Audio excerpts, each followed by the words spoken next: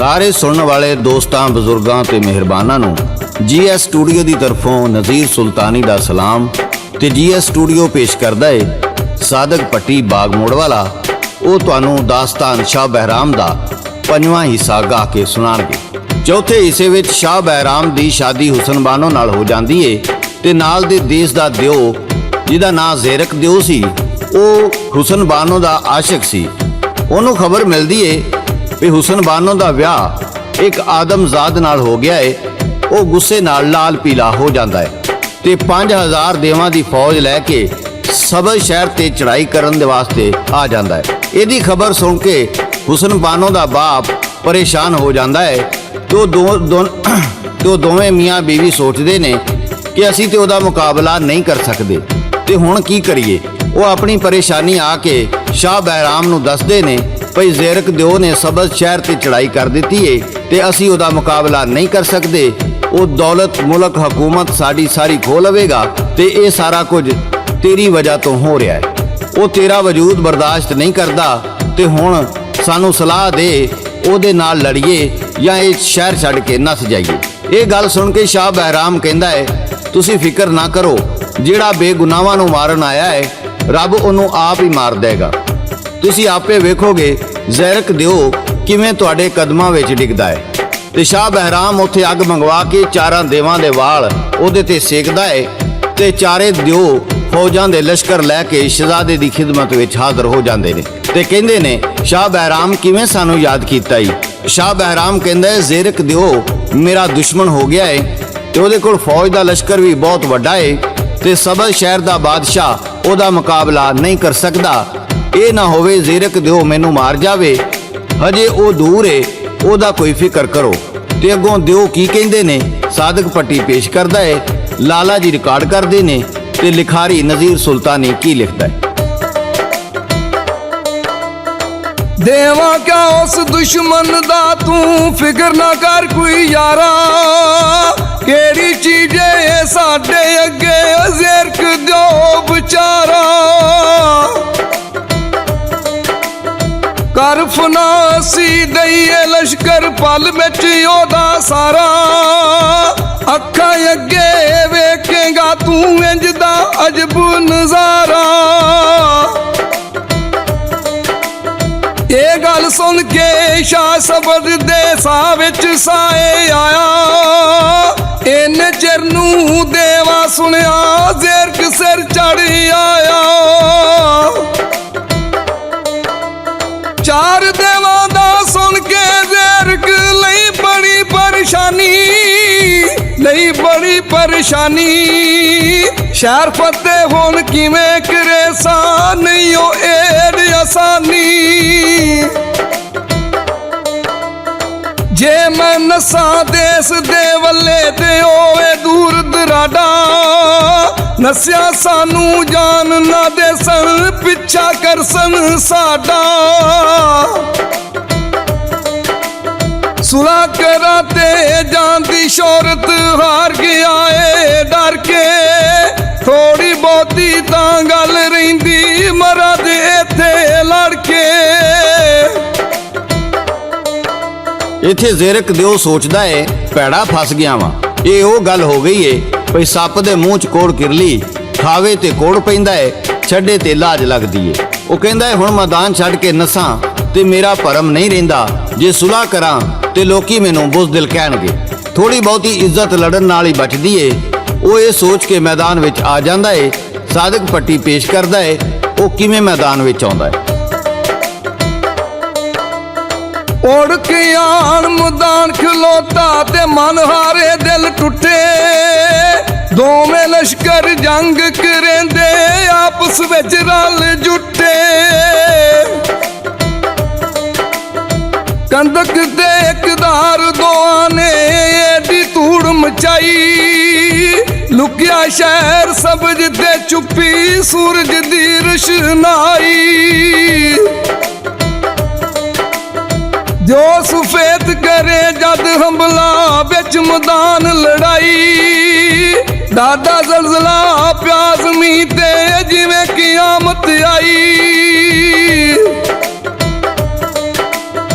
चौथा सी सुरखाब बुहाद ते बिजली वांगू कड़के मारे सौ दे कट्ठे बिच कलावे फड़ के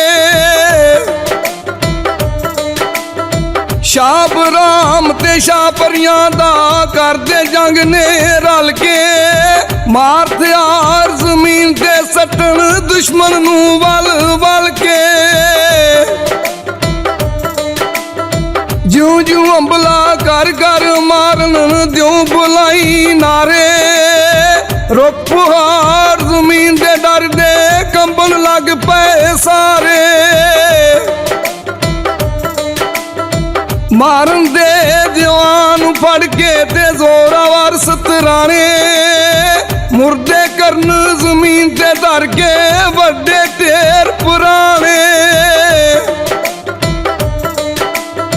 फजरी वेले पई लड़ाई ते दूजा दिन चढ़िया हार गया जंग जेर के ओथे बिच जमीन दे गड़िया ਤੇ ਸ਼ਹਿਜ਼ਾਦੇ ਨੂੰ ਤਰਸ ਆ ਗਿਆ। ਉਹਨੇ ਦੇਵਾਂ ਨੂੰ ਆਖਿਆ ਇਹਨੂੰ ਛੱਡ ਦਿਓ, ਜ਼ੀਰਕ ਦਿਓ। ਆਪਣੇ ਮੁਲਕ ਨੂੰ ਉੱਠ ਕੇ ਟੁਰ ਜਾਂਦਾ ਹੈ ਤੇ ਰਾਹ 'ਚ ਜਾਂਦਾ ਸ਼ਾਹ ਬਹਿਰਾਮ ਨੂੰ ਦੁਆਵਾਂ ਦਿੰਦਾ ਜਾਂਦਾ ਹੈ। ਸ਼ਾਹ ਬਹਿਰਾਮ ਦੀ ਫਤਹ ਹੋ ਗਈ ਤੇ ਸਾਰੇ ਦਿਓ ਸ਼ਾਹ ਬਹਿਰਾਮ ਕੋਲੋਂ ਇਜਾਜ਼ਤ ਮੰਗਦੇ ਨੇ ਤੇ ਕਹਿੰਦੇ ਨੇ ਜਨਾਬ ਹੁਣ ਸਾਨੂੰ ਇਜਾਜ਼ਤ ਦਿਓ, ਅਸੀਂ ਆਪੋ ਆਪਣੇ ਵਤਨਾਂ ਨੂੰ ਟੁਰ ਜਾਈਏ। ਤੇ ਸ਼ਾਹ ਬਹਿਰਾਮ ਨੂੰ ਵੀ ਪਿਛਾਂ ਆਪਣਾ ਦੇਸ਼ ਯਾਦ ਆਉਂਦਾ ਹੈ ਤੇ ਉਹ ਉਦਾਸ ਹੋ ਜਾਂਦਾ ਹੈ। ਤੇ ਉੱਥੇ ਸ਼ਾਹ ਬਹਿਰਾਮ ਉਦਾਸ ਹੋ ਕੇ ਕੀ ਕਹਿੰਦਾ ਹੈ, ਸਾਦਕ ਪੱਟੀ ਪੇਸ਼ ਕਰਦਾ ਹੈ। ਉਹ ਕੀ ਕਹਿੰਦਾ ਹੈ? दिल विच करे दलीला हरदम की कर रुखसत मंगा शायद गल ना मन्ने मेरी मैं ऐसे गलों संगा कहंदा ते शाबानों नू कर कर मिठियां गल्लां आखे दिल विच चाहे मेरे मैं हुण वतन नू चला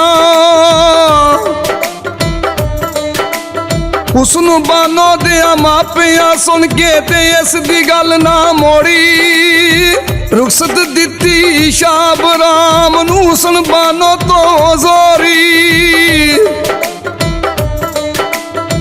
दोवां नू सवार की तो ने बिच सुनहरी डोले बिच सुमाना दे उड्डे जावन बह के उडन खटोले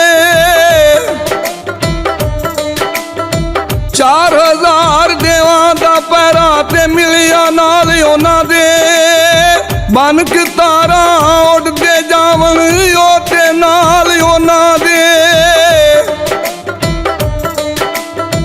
जो डोले नू चुकी जावन ते विच हवावां जाके कई हजारां मीलां दा पैंडा ते मिंटां विच मुका के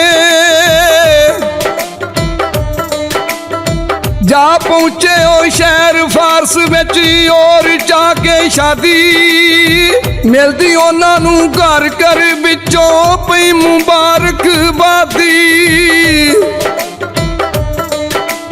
हुसन बानो जा दाखल होई बई अंदर रंग मुहल्ला परी लियांदी शाहजादे ने ते लोकी करदे गल्लां